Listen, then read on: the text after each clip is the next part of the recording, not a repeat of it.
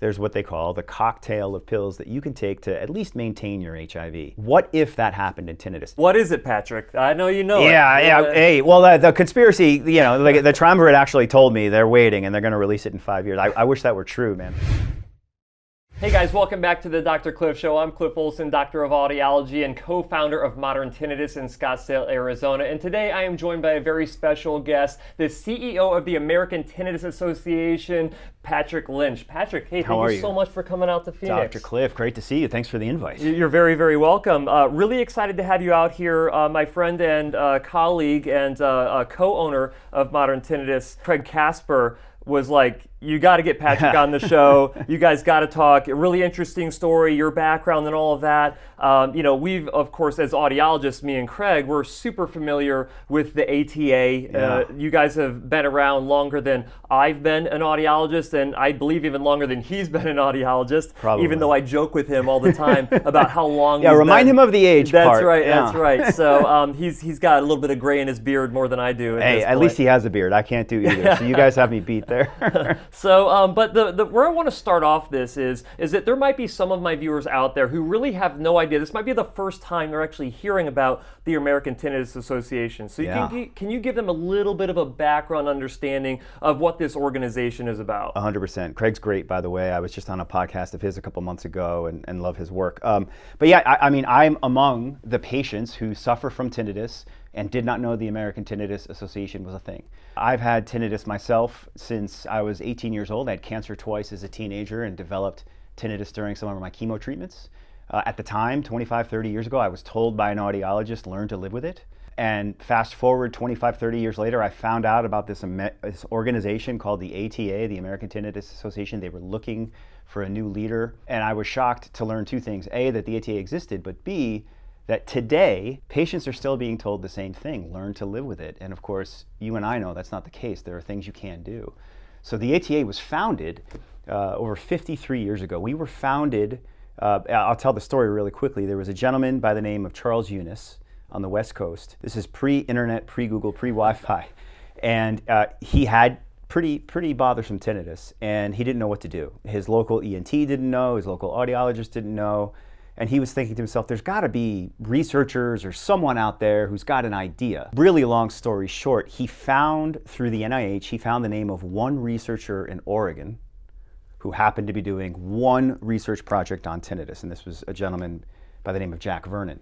If people are in the field, they've heard that name before.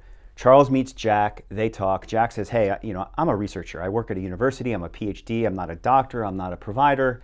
I can't really help you. And while they're having that conversation, a eureka moment happens. Charles, who's suffering from the tinnitus, realizes this waterfall that was behind them was soothing his tinnitus, his symptoms. And that led to one of their first research breakthroughs, which was the idea that background noise can help alleviate some of those symptoms. Then they wanted to share that news, and they said, all right, well, again, there was no email or Google or Wi-Fi or internet, so how do you share the news about this breakthrough? The ATA was formed. A, to fund research, but B, to share reliable news with folks. And so for a fee a year, you could join the ATA and you'd get a newsletter from Jack and colleagues from around the country talking about all the latest stuff, what treatment's working, what isn't, here's the latest research.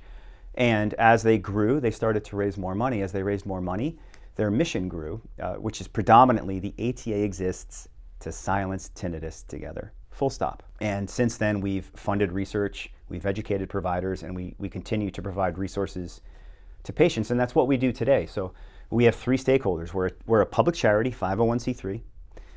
Our charitable purpose, as designated by the IRS and in our charter, is to promote the effective silence of tinnitus and to serve providers, patients, and researchers.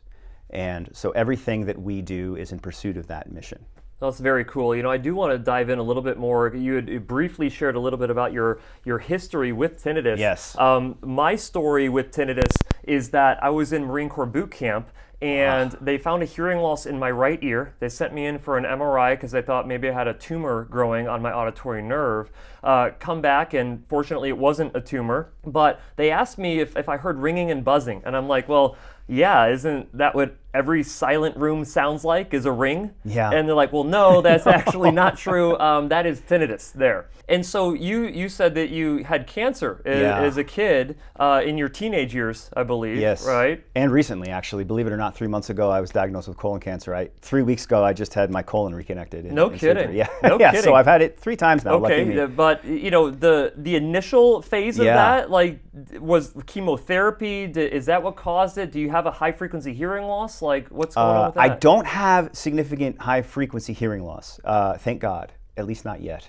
And I actually, I'm going to an audiologist again in a couple of weeks to verify that, because I haven't had a formal audiogram. The last audiogram I had was on my iPhone with my AirPods.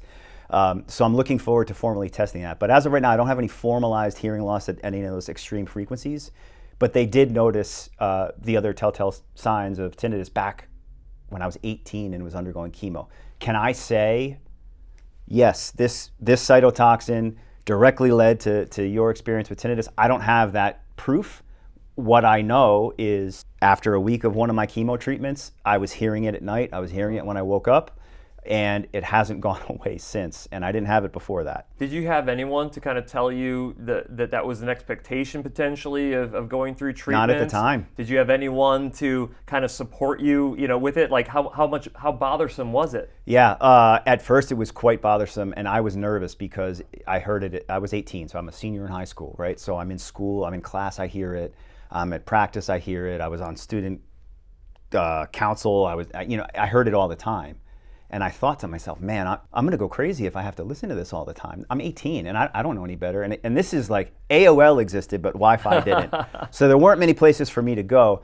Ironically, at that time, I found out my dad had it. I never knew. Interesting. And my father told me, Patrick, I've had it really bad. I played in a band when I was in high school, and I've had it ever since. Even my dad was telling me you're going to have to learn with it. But luckily, I was a cancer patient, right? So I was at a large facility. Luckily, you were cancer. That's one way to look at it. Glass half full, half empty. Yeah. Luckily, and when I say luckily, what I mean is I had more resources available to me than otherwise I would have. I had doctors I could at least mention it to, and they could guide me where to go next. And so my oncologist was the one. He didn't warn me ahead of time about tinnitus. This was in the late 90s. But what he did do was, when I told him, he said, it sounds like this thing called tinnitus. I think we were calling it tinnitus back then. And but he said, why don't you go to an audiologist and get an audiogram? And that's where I had a more formal, quote unquote, diagnosis of what was probably going on. And I know your story about your vision alone. Like I've struggled with vision as well. I know firsthand, as a patient, what it's like to have to search for the answer and how maddening that can be.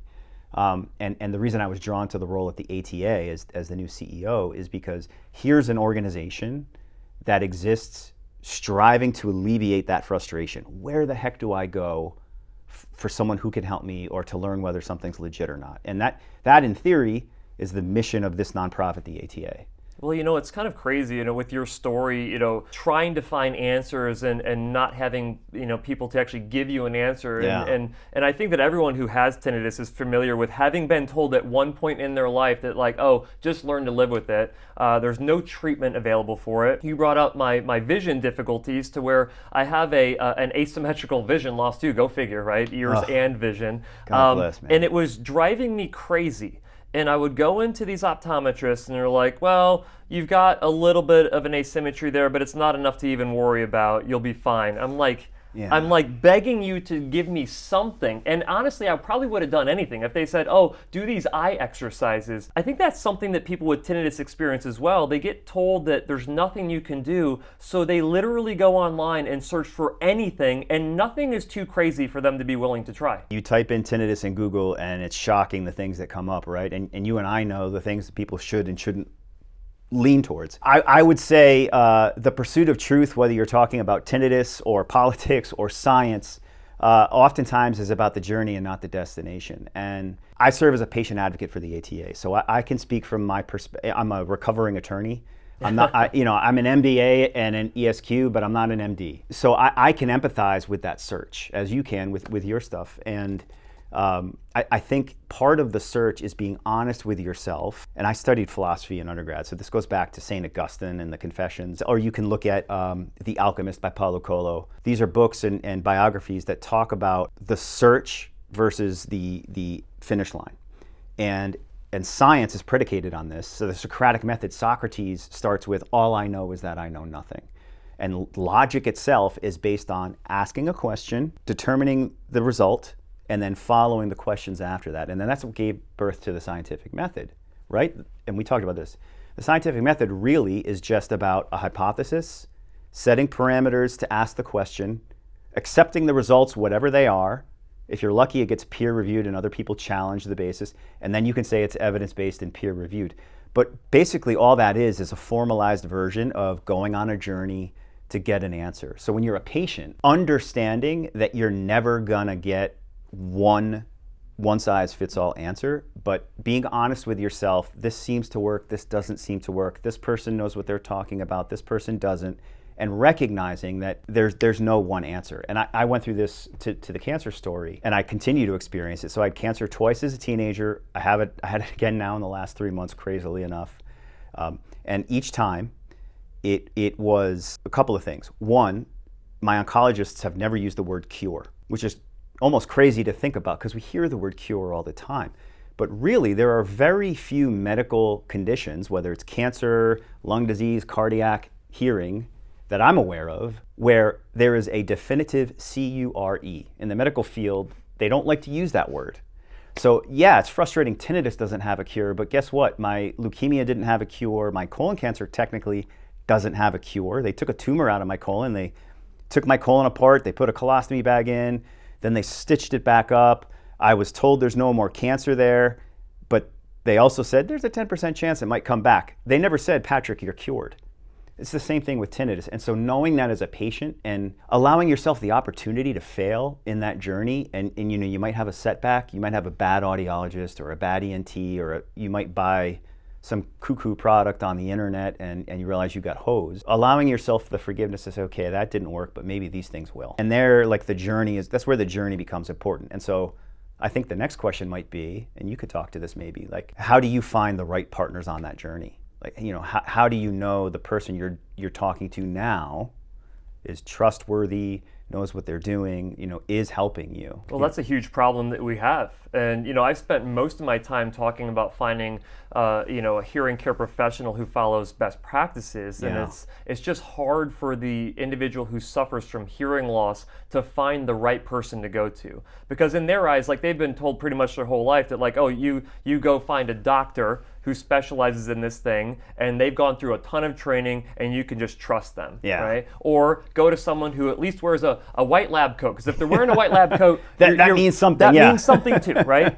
And I have, you know, the thing is though, is that it's very difficult for someone with tinnitus, especially when they've been told by doctors and other allied healthcare professionals saying that there's really nothing that you can do. There is no cure. And by the way, on the cure is very effective for leading search results to finding potentially good treatment options. But again, no universal cure almost for anything that exists out there. That's where the lawyer in me comes out, because when you read those sentences carefully, you'll right before it, you'll see the words potential, search for, hoping to.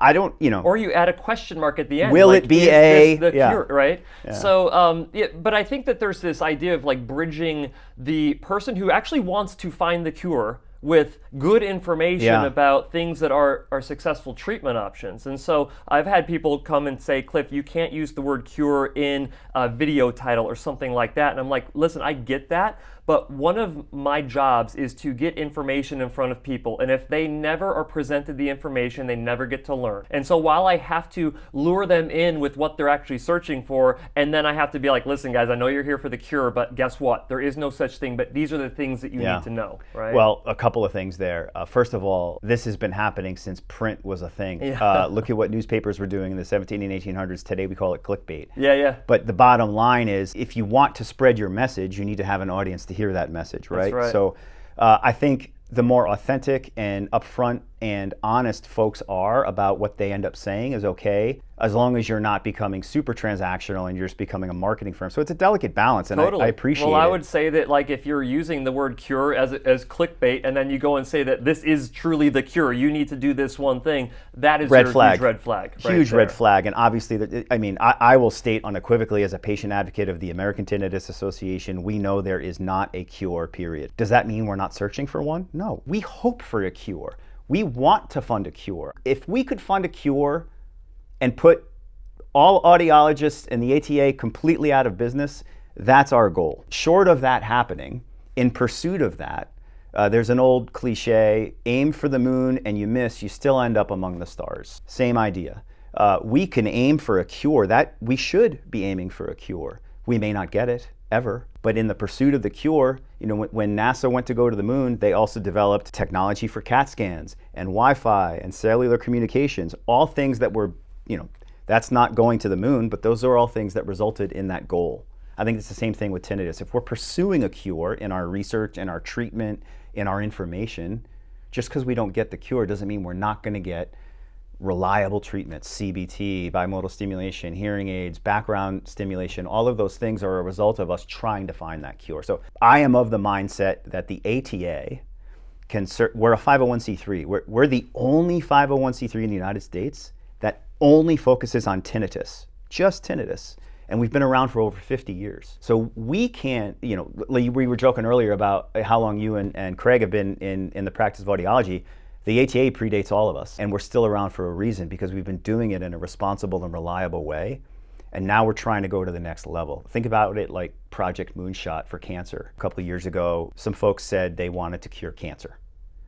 We still haven't cured cancer, but Project Moonshot raised a ton of money in pursuit of that, funding translational research, resources for patients and their families. ATA exists to do the very same thing. Whether you are on this end of the spectrum or that end of the spectrum in terms of tinnitus or the word cure, the ATA is a neutral platform, a 501c3. We can bring everybody together and say, hey, listen, based on our 50 years of history, our foundation and our charitable purpose, here's what we do know today. Support our mission and let's try to find that cure. We may not, but support our mission and let's get together and maybe we'll find the next big thing. Well, I think that it's really important to have kind of like a unifying body to really accelerate these things. And we were talking earlier before we hit record on the cameras here about how, there's involvement of the person with tinnitus. Yeah. You have the clinicians who actually are treating and having face-to-face interaction with these individuals who have tinnitus. And then you have the research side of things. And all three of those have to have some level of unification to make sure that we're on the right track. The profession of audiology is very fractured, right? And I'm not just talking about like the clinician side of things. I'm talking about, patients who are out there with misconceptions about, hearing loss and tinnitus. I'm talking about researchers thinking that they're doing something that is of benefit and probably is of benefit, but they're not able to get that information in front of the clinician so they can use that to benefit their patients, right? Yeah. So we need some type of organization like the ATA to really help out with all of this. And if we don't have any leadership, we're never going to truly be able to hit the stars even. You're 100% nail on the head there, and that's at the DNA, the core of why the ATA exists. There's other organizations like ours, that's why they exist, right? And it's literally a matter now of, just because that's what we're called to do and we're trying to do it, and we've been doing it, we also recognize we can do a lot more. How are we going to do a lot more? Well, you cannot give what you do not have. And so the reality is, the only thing limiting our reach, our impact, patients, providers, researchers finding groups like the ATA, the only thing preventing that is our own resources. What does our funding look like? Who's donating to our mission? Who wants to be a part of our advocacy? We need time, talent, and treasure to achieve this mission. And so my role as the new CEO and the patient advocate is to try to get on as many stages and platforms as we can and say, consider supporting our mission. Because if you support our mission, either with your time, your talent, or your treasure, you're going to help us make that bigger impact. And I'm very proud of the fact that a couple of months into my tenure as CEO, our board approved just under $500,000 in research grant funding. That's awesome. Ideally, we'd be funding 10 grants at $1 million each. What's stopping us from doing that? Well, we don't have $10 million to give out every single year. Imagine if we did. Imagine if all 370,000 subscribers of a YouTube channel gave $1 to a mission. Suddenly, that's a lot more resources for a charity to do a thing. And I think you're right. I think, and it's not just the ATA, there's other orgs that can do this. The ATA is unique in that it's the only one that just focuses on tinnitus, but I'm focused and my team's focused right now on making that impact larger for those three stakeholders, the patients, the providers, and the researchers. So there are things that we can do together that benefit all of us at the same time. Education, a central place to come together, reliable information. Those are things that we already have a wealth of. We have relationships with some of the leading researchers, not just in the country, but around the world. We know who some of the providers are in the country that are focusing on this thing. And we also know what the patients are, we have a 1-800 hotline where if someone's in distress and they're having thoughts of self-harm or they just want to know more, you can call the 1-800 number for the ATA and get free information that's reliable and trustworthy. In a perfect world, that 1-800 hotline is 24/7 manned by a staff of people. The only thing preventing us from providing that source to more people is the funding, right? So I'm rambling here, but we are absolutely that platform that can do that, and we need the support of everyone to make that happen. So let's go back a little bit. So you were brought in, 8 months ago or so? About that, April, so however long it's been since April. Okay, yeah. So about eight or nine months or in, so at this point. How do you transition from what you were doing, as a lawyer and all that, and how did you actually find them, or how did they find you? How did that all work? It's pretty straightforward. The more interesting question is how the heck I ended up in nonprofits and charity work, right? So I joke I'm a recovering attorney. So it goes back to my cancer story. At 18, I had cancer for the second time, leukemia. I had already been going through 3 years of chemo at that point. It didn't work because my cancer came back. So my oncologist told me I needed something called a bone marrow transplant. And if I found a donor, and if it was successful, I had a 50% chance of surviving. At 18, I was told this. So I literally, in December, went from writing my college applications and planning graduation to sitting down with a priest before my transplant and planning my funeral. We picked out the readings. He spoke with me about what the homily was going to say. I sat in the church where the funeral was going to be. And then I said goodbye to everyone I knew in my life, and I flew to the other side of the country for this transplant and didn't know if I was coming home at 18. So that's a transformational experience for anyone. But at that particular age, when you're just kind of coming into your own, learning how to think as an adult, developing your own morals, it was a transformative point in my, obviously I'm still here to share the story, thank God. Yeah. I'm just waiting for my hair to come back from the chemo. But otherwise, obviously it went well. But that was a pivotal moment for me in terms of how I view the world and how I make my decisions, including professionally. So fast forward 10 years, I go to law school, I get my MBA, I pass the bar exam, I find myself practicing corporate healthcare law the way life happens. Sometimes your career isn't what you thought it was going to be, and when you start out, but that's where my career was. And so I was practicing law and I was good at it, enjoyed it to the extent that the work was interesting. But it got to a point where something was missing on the inside. And my days were broken down to billable hours. And they don't talk about billable hours in law school. They don't talk about the business side of a law practice in law school. They talk about the theory of law and case law and all that stuff, trial law, but they don't tell you, hey, at the end of the day, you need to bill out 4,500 hours to your clients and you got to hope they pay 50% of it, and if they don't, you don't have a business. That side of it was starting to wear down on me. I was breaking my days down to literally tenths of an hour, and something was missing, and I couldn't help but think about that 18-year-old kid who had been planning his funeral. Did I survive all of that to then be miserable and worrying about billing out tenths of an hour? Of course the answer was no. But that's what gave me the courage to even think, maybe there's something other than law. I just spent all this time and money and effort to get my law degree, to pass the bar exam. That's a lot of pressure to not then leave the thing you're doing. But my life experience gave me a different perspective to say, you know what, life's too short. Maybe you should be doing something else. That's a long-winded answer to that's how I ended up in charity work, public charity work. And so I had a client who needed a director of philanthropy for a local hospice in Providence, Rhode Island, where I grew up. Long story short, she convinced me to take a leap of faith. I left my law firm. I joined the hospice as a director of philanthropy and quickly found, at that point, I didn't know. I never thought of a nonprofit as a business, right? So, and that's weird because I grew up as a cancer patient, right? And I grew up the son of a politician. I grew up the son of a state senator in Rhode Island. So I saw fundraising all the time, but never did I ever think about the fact that a nonprofit needs revenue. It needs a fundraiser to do whatever the thing is they're trying to do. So this hospice had a development team, and they needed a director of philanthropy, a fundraiser. And so that was my foray into full-time fundraising for a nonprofit. And then since then, I've worked for a hospice, a large hospital chain, Big Brothers Big Sisters, a disaster relief organization. And I was with a disaster relief organization when I heard about the ATA through LinkedIn. I found out they were on a national search for a CEO to try to take their fundraising to the next level, not because they care about money, but because they wanted to do more, and they wanted someone who understood some of the basics of fundraising to try and help make that possible. So that's sort of how I found out about the job, was LinkedIn. And then the fact that I have tinnitus, that I didn't know the ATA had been a resource my entire life, really intrigued me, because it told me maybe there's something I can give. So I can't imagine that you looked at the ATA and was like, boy, they're cranking on all cylinders. I'm walking into a great situation here, and I just got to keep the ball rolling. Because, we talked a little bit earlier, like, I've been an audiologist for since 2016 is when I graduated. Yeah. I was aware of the ATA, but I was not aware of anything really that the ATA did. And I think there's probably a lot of audiologists out there who kind of feel the same way. They're like, they don't really understand what the role is. Yeah.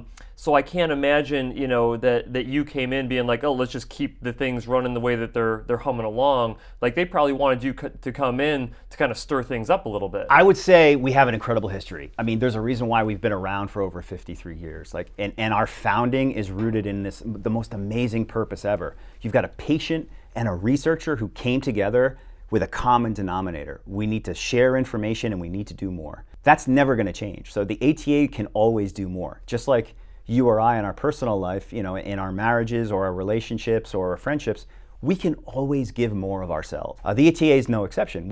We have done amazing things, and we can absolutely do more. And so the question is, how do we do that? How do we get there? It's easy to say, it's harder to do for a public charity or for any business, which is, let's say your business, let's put the ATA aside for a second. Let's say your business wants to have customers in all 50 US states.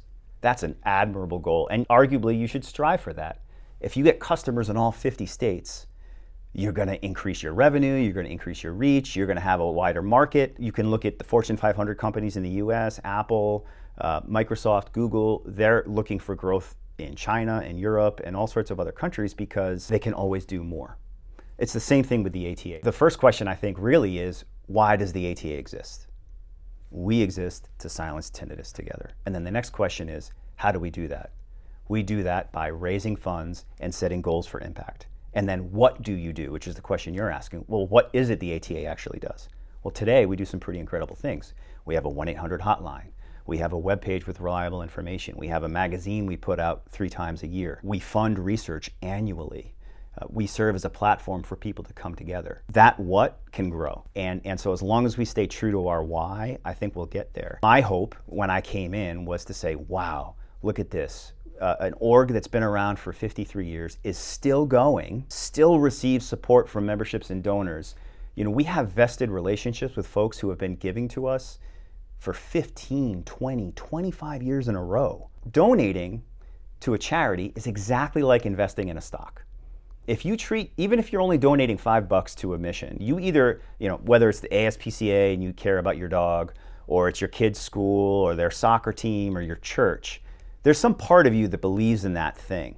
But once you get past that part of you believing in that thing, the next thing is, do you think they're doing the right thing with your money? Is your donation an investment? And so our task, if we're a staff member or a board member or a stakeholder of the ATA, is to make the case that your donation is an investment. You're investing in our mission, which is the why of what we do, and you're investing in the what, which is, we want you guys to do more. We want you guys to be an official educator. We want you to be on more social media channels. We want you to do YouTube. Whatever the what is that audiologists, ENTs, patients want us to do, we remain ready, willing, and able. We can only give what we have. When I stepped into your original question, 8 months ago, what did I step into? I stepped into an organization with a decades-long history, with an admirable purpose, that has an admirable mission that can absolutely do more. And so that's what we're going to try and do. So it seems, obviously funding's super important for everything. I talk about, this with private practice audiology. Like, if we want to serve our patients at a really high level, we have to charge money and turn a profit to do it. Yeah. Because if we don't make money, we go away and we serve nobody at that point. And the way that we've done this at our clinic is like, listen, we charge a good amount of money to get really high quality treatment. We make a nice profit at the clinic every year. We use social media outreach and education to make sure that patients understand the value of what we're doing, because we can't just say, oh, you should just come to us because, like, here's the things that we actually do to give you better hearing. So what are you going to be able to do to significantly increase the funding to the ATA so you can do what is the biggest goal, which is helping researchers develop treatments that are effective, get them in front of clinicians who know how to use them and implement them, and then a consumer or an individual with tinnitus who actually trusts that clinician that whatever that research was is actually going to work for them. Yeah, I wish there was a one size. I wish there was like a 5-word answer to that question. Right. But let's start with the big picture and go to the smaller picture real quick. So the big picture is, how do you do that for a charity? You create what we call a culture of philanthropy. The Latin origin of the word philanthropy is really interesting. It's philos and anthropos, philanthropy. Philos is love of, anthropos is humankind. You put it together, love of humankind. By creating a culture of philanthropy, you as the charity are attempting to state your purpose. We have a dedication to this mission: saving dogs on the street, helping the school, in our case, silencing tinnitus. We are devoted to this cause. This is our why, and we love our community, and we want to serve our community through a selfless purpose. How do you raise more money based on that idea? Well, first of all, you have to be authentic about that, which I think the ATA has done. I mean, we wouldn't still be here if we didn't have people who believe in our actual dedication to that purpose. So we start there. And those are the folks you start with. These are folks who already believe in, same thing with a business. You start with the customers or the donors that you already have. You thank them appropriately, and then you ask them to be part of your future vision. So let's make the assumption then, or hypothesize, well, not hypothesize, but speculate as to if every single person in the United States, which we could make a reasonable estimate that it's around, 70 million at this point based on the most recent data that's out there? I read a study recently from early 2024 that suggested there could be as many as 70, I think the number was 77, but let's call it 70. That one study says that there could be 70 million Americans with some version of tinnitus, Okay, so let's say that 70 million individuals all donate $1 to the ADA. That would give you an operating budget, at least for that year. Let's say that they make the pledge annually. That would be fantastic. But you have $70 million and you say that, you know what, at least initially our goals are blown out of the water. We've got $70 million that we can use in direct to improve all three legs of this: the research, the clinical, and the patient side of things. What do you do with that money? Yeah, that's a great question. And as a matter of fact, there's a case study based on this. Look at what happened with the Ice Bucket Challenge a few years ago. They had an influx, I think it was the Alzheimer's Association, they had an influx of over $100 million in cash overnight. And then, by the way, the next year they didn't. So part of that is just being fiscally responsible, right? So it would be cool if it would be amazing if we got an influx of that 70 million. First of all, having a business with a strat plan, a good board of directors, and a laid out strategic plan, a 5-year strategic plan, are bare bones 101, which we either have or are about to finish having. So that's for starters. But I think you're asking a really cool question, which is, what if it was blank slate? What if you had an ongoing $70 million a year operating budget for the next 10 years? What would you do? We know for sure there are 3 things we want to do in the immediate future. We want to establish better education. What does that mean? We know we want to be able to say to providers, whether you're an audiologist, an ENT, a psychotherapist, here are the best practices. Here's the latest research from 2024, not from 2012. Here are some of the folks who are doing some interesting things that are worth considering. And here's a syllabus that we know is tried and true of the 101 basics of how to handle a tinnitus patient. That's tremendous value to providers. That's also of tremendous value to the other stakeholders who maybe want to get in front of the providers and say, hey, listen, we can help you with this goal. And then it's of tremendous value to the patients. Why? Why does a patient care if there's education providers? Well, the more providers who know about tinnitus, the more people patients can go see.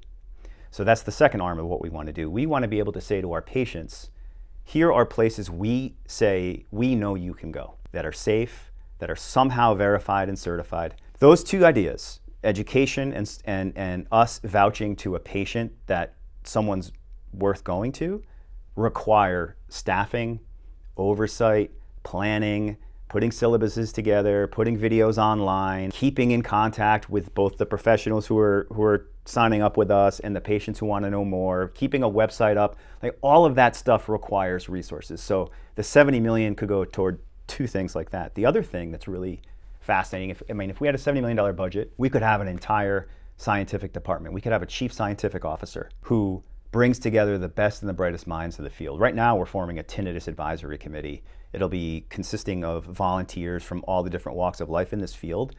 But imagine if we had an entire department with a chief scientific officer running that. Again, if we had an operating budget where we could fund a couple FTEs, give them a departmental budget, give them access to all the tools they need to run that part of our business. Fascinating. And then the third thing is the stuff we actually do. So we facilitate peer support groups, almost entirely volunteer-led. Imagine if we had $10 million a year to fund the training of a peer support group, to give best practices for a peer support group, to give resources to hand out. Here's money for a Zoom channel. Here's money for a brochure you can hand out at your peer support group. Here's a couple of videos we want you to watch when you're running the peer support group. And then our 1-800 line is another really cool example. We have a 1-800 line. We have what we call our tinnitus advisors that work with patients for up to 15 minutes at a time. Imagine if 24/7 it was like 911.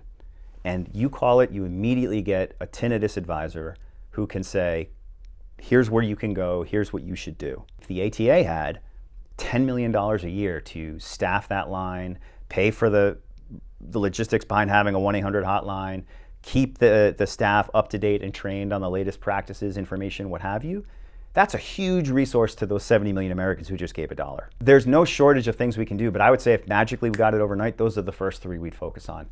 Education, our actual services, our 800 line and our peer support groups, and referrals, making sure that providers were being given the opportunity to get in front of patients who were looking for help. So on the research side of things, I spend a lot of time on social media, as you probably know at this point. I spend a lot of time in different tinnitus forums, individuals who have tinnitus. I spend a lot of time in hearing loss forums. The one thing that's unique about tinnitus forums is that it is very heavy into here are some different ideas that different people have done to try to combat their own tinnitus. And then a lot of upset people who are saying, like, there's so many people with tinnitus, how do we not have more progress? Yeah. Like, how do we not have more, why do we not have more research? And then it goes down the conspiracy theory route of like, well, there's too much money, to be made, and not finding the actual cure for it, right? How do we, and how does ATA ensure that we're getting good research that is really focused on this? I mean, that's such a layered question. I'll start with big picture, then go small picture. So big picture, unfortunately, that's life. And so the anecdote I can tell is I grew up the son of a local politician, and then I worked in politics for a little while in my career. And so in politics, I worked for this really great guy who was lieutenant governor of Rhode Island for a long time. And he used to give this speech where he would talk about when he was a state senator. So if you're a state senator, you've got 15,000 constituents in the state of Rhode Island. So you have 15,000 people that may or may not vote for you that you serve. The people who tend to be engaged are on one of two extremes. They're either die hard for your party or your platform or you, or they're pretty negative and anti and have really negative emotions and feelings. But those tend to be the people who actually, quote unquote, engage. And what he would say is, if there was a pothole on my street, if I got a phone call about that pothole, I already knew it was an issue. He said, if I got 2 phone calls about that pothole, I know it's an issue that my neighbors are talking about. But he said, if I got 5, I already know it's a bushfire that is a huge problem. And he would constantly say that. And the reason he would share that story is he was encouraging all people to engage. Fortunately and unfortunately, when you go deep into these forums, and this is true for anything, there's a reason why and you know this better than I do, you could probably tell me a million stories. There's a reason why I'll hear celebrities on podcasts joke and say, don't go too deep into the comments. It's just gonna drive you crazy, There's only so much we can control how people feel about a thing. And unfortunately, tinnitus can be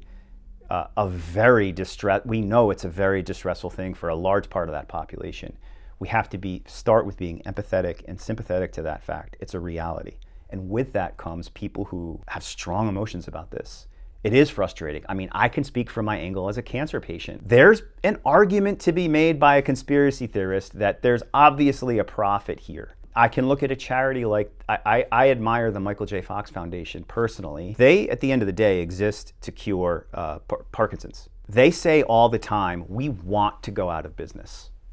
We do not want to exist. There is nothing more admirable to me than that. But the fact, and or you could look at diabetes. Like, there's an argument to be made that maintenance of diabetes serves a business model versus a cure.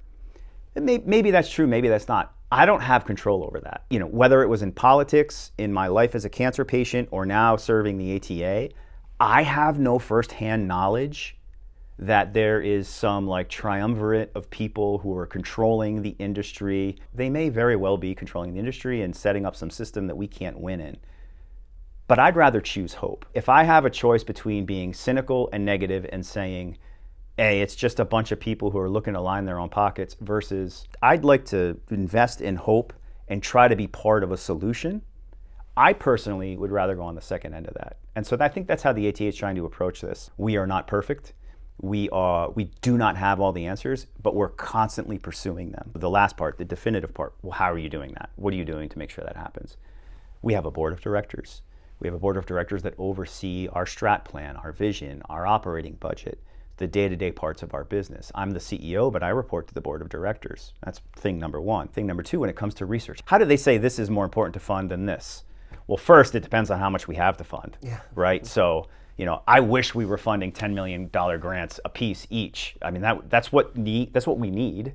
That's what the industry needs. But the reality is we only have so much money to go around. But how are we deciding how to spend it? Well, we have a scientific advisory committee. It's a body independent of our board. Scientists from the industry who follow NIH guidelines and scientific best practices, who look at our grant applications and say, hey, based on what we know as researchers, here's what we think makes sense. And then our board looks at it, and then we decide to fund it. So we do our best with our limited sources to make sure we're being as objective as possible. My goal is to always make sure whatever we do is evidence-based, peer-reviewed, and based on best practices. We may not always succeed, but that's always our goal. So what are some of the research projects that have been recently funded by you guys? Something that might get the viewers pretty excited that you're actually looking into that. Every year, we and a number of other organizations, Tinnitus UK is one of them, promote Tinnitus Awareness Week. One of the conversations we're going to be sharing that week is with one of our grants from this year, focusing on sleep and tinnitus. The researcher is asking the question, is there evidence supporting the fact that different types of sleep, interrupting sleep, deep sleep, naps, those kinds of things, is that having a direct effect on a patient's perception of tinnitus? And so we have an hour-long conversation talking about that grant that we funded. We've in the past funded research that has led to today what's known as bimodal stimulation. We were one of what we call the seed grants for research that led to that. So there's no shortage of stories, and one of my goals in the first year as CEO is to try and find more of these stories to share because it's really fascinating. But we funded 5 grants this year alone that are looking at some really, really interesting things. And actually we're having a conversation, a live webinar with something called the Tide Project. And they have their own independent funding. They're looking into a biomarker study. What the heck is a biomarker study? They want to know, can you objectively diagnose tinnitus? Right now, you know better than me, if I go to the VA and I say, I have tinnitus, I need a benefit. Well, the VA in turn, right now, can't say, go take a test and show me the piece of paper that says you absolutely have tinnitus. I can go to my doctor and he can do a CAT scan and say, found your colon tumor, found your leukemia. I can't do that with tinnitus. They can tell me I have hearing loss. They can say it likely leads to this symptom. They can't objectively say this is the test for tinnitus right now. This research project is looking into that. So there's no shortage of incredible ideas that we need to pursue. The only thing stopping us is funding. And I heard a really fascinating talk from a researcher named Dirk de Ritter. Do you know his name? No. He's out of Europe. I met him at the Tinnitus Research Initiative in Vancouver this year. The ATA is hosting that conference in the US in 2027. This conference, this researcher Dirk made the analogy. Now, I don't personally endorse this, but I found it an interesting thought experiment, which was look at AIDS research in the 70s and 80s and how it was perceived publicly. It was a taboo topic. You know, the word HIV carried with it a ton of social connotations, but there was a social movement around the early 80s, mid 80s. I remember Magic Johnson coming out and saying he has HIV. Around that same time, when the perception was changing in popular culture, a lot more funding was coming into research. A lot more funding. And in the 80s and 90s, there was dramatic increase in nonprofits and government funding in HIV and AIDS research. Today, if you're diagnosed with HIV, there's what they call the cocktail of pills that you can take to at least maintain your HIV. Things that were never available in the 80s. What if that happened in tinnitus? Now, we're not saying it is. We're not saying there will be a cocktail of drugs. Obviously not. Well, what is it, Patrick? I know you know it. Yeah. Hey, well, the conspiracy, you know, like the triumvirate actually told me they're waiting and they're going to release it in 5 years. I wish that were true, man. But the reality is there just hasn't been enough money going into it. And I've had conversations with folks who have tremendous capacity to give financially. They suffer from tinnitus themselves, and they ask me the same question: why isn't there more? And I think it goes back to the question we were talking about earlier, which is why haven't we all come together? It's cheesy, man, but it's true.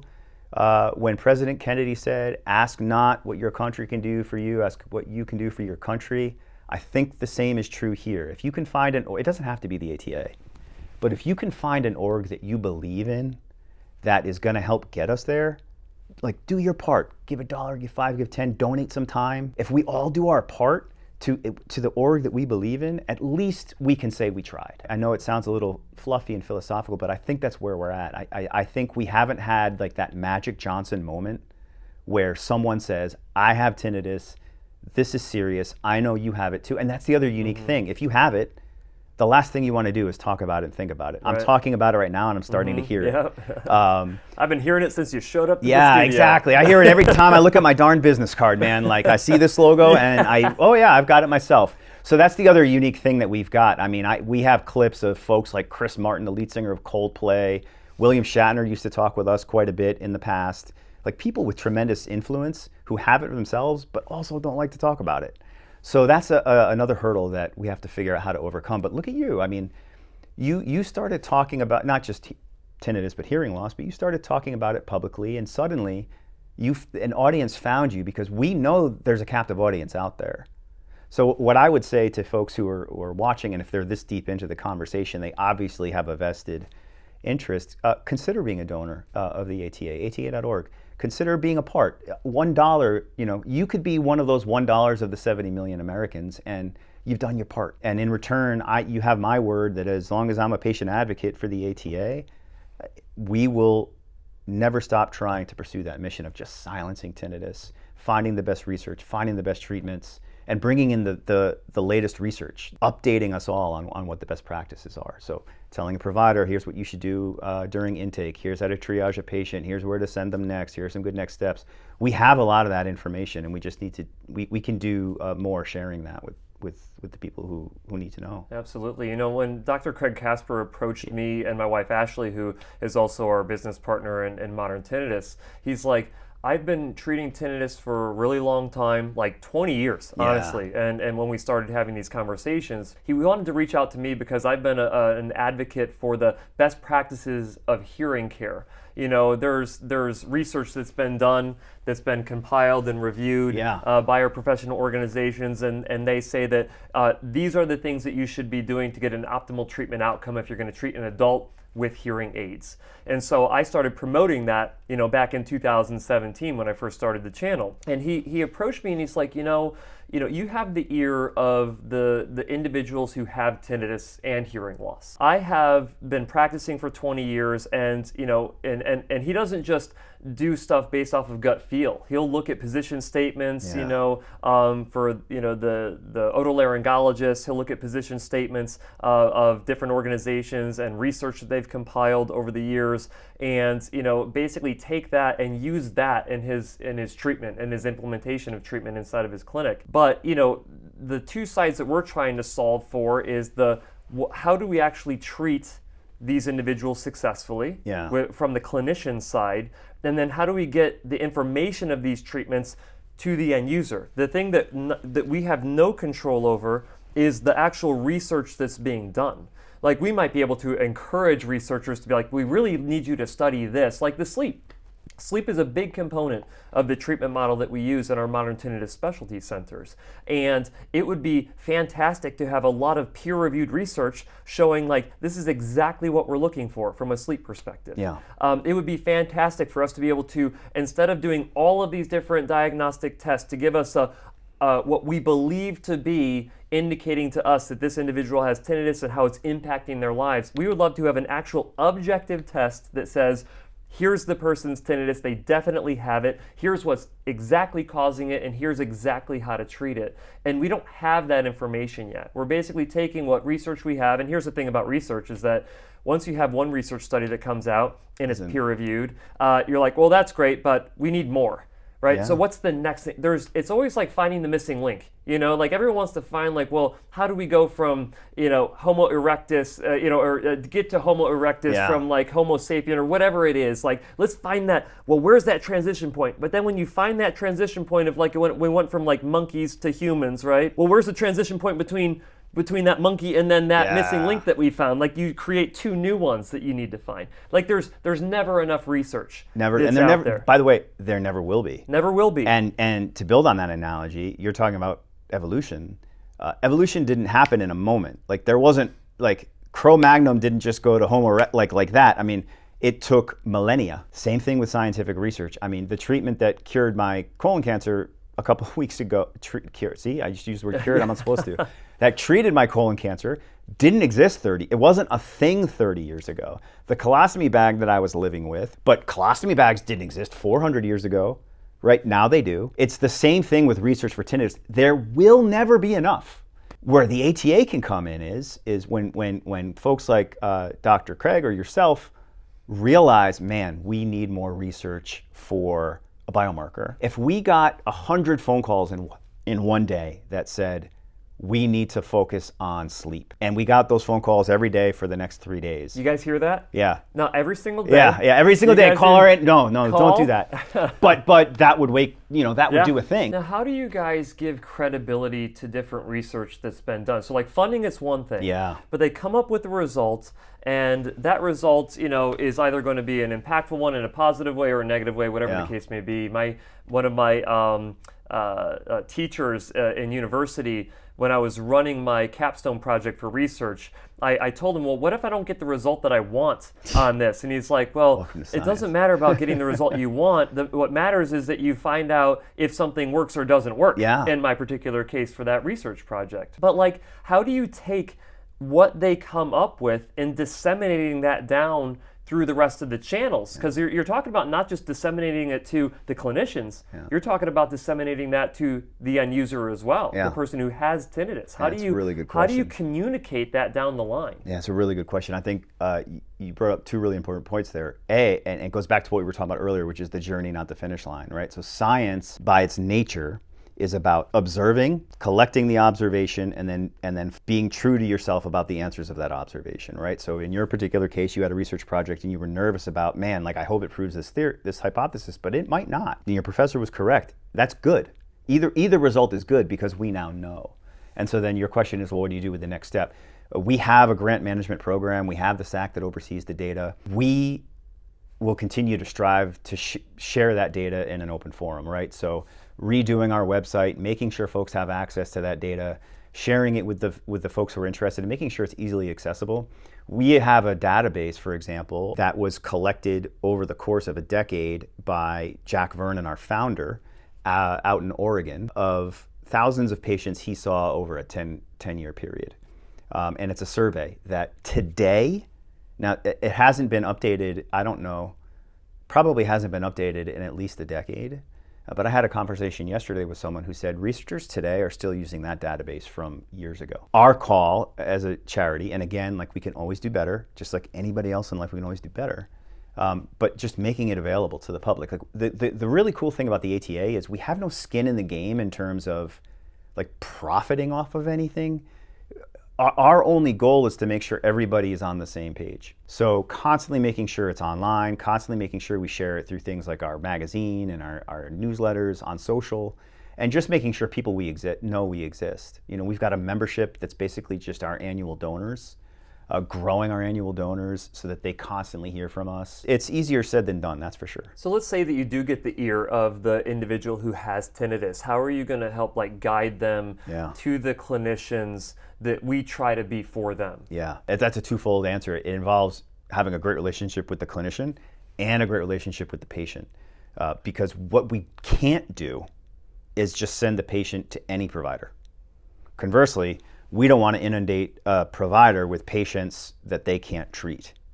So ideally, we would have a fleet of staff that full-time, their only job was getting to know the providers, certifying that they're legit, and then us publicly saying, this person's 100% legit because we did a background search on them.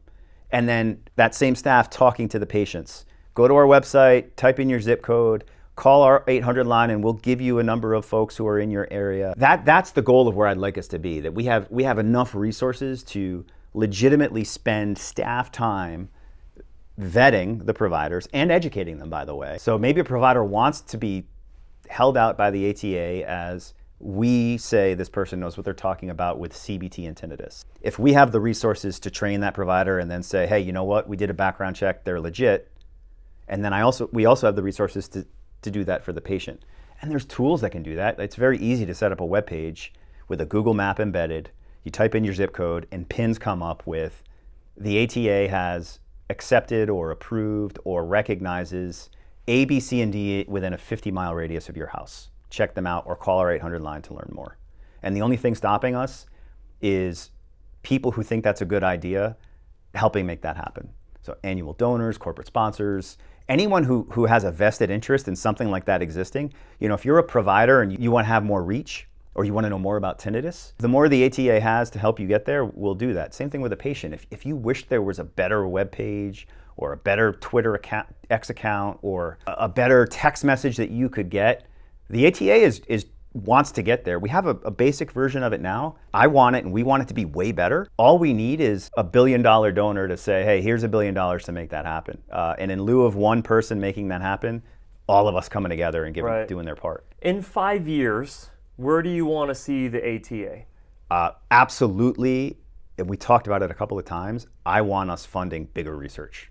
We want us funding bigger research. So we fund what we call seed grants now. These are the research projects like your capstone that are at the embryonic stage of the research, just trying to determine validity. It's very small, but research grants can require upwards of millions of dollars if you need a large data set, which is always a challenge.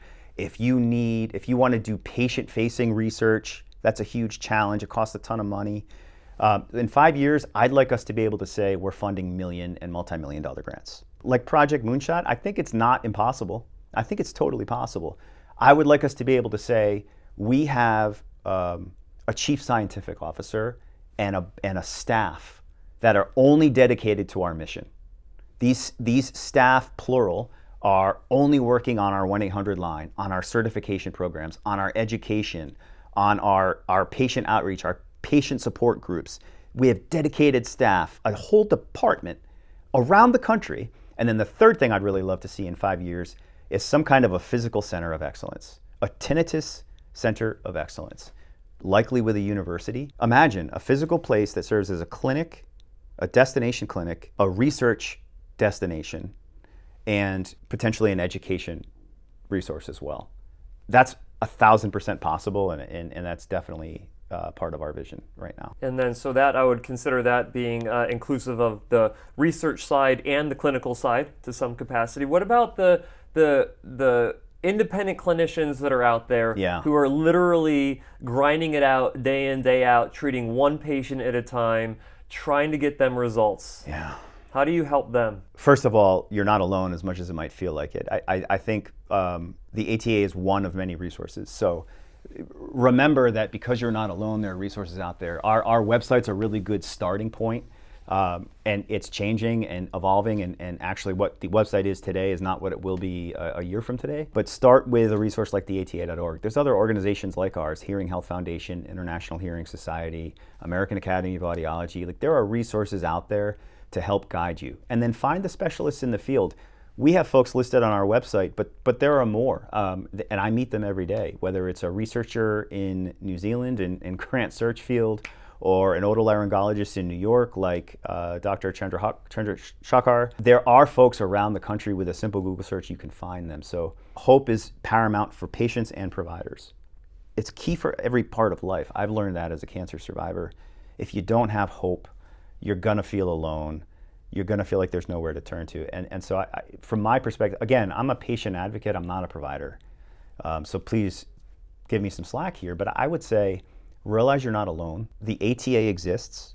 Start with us and look at some of our friend organizations. Tinnitus UK is another one.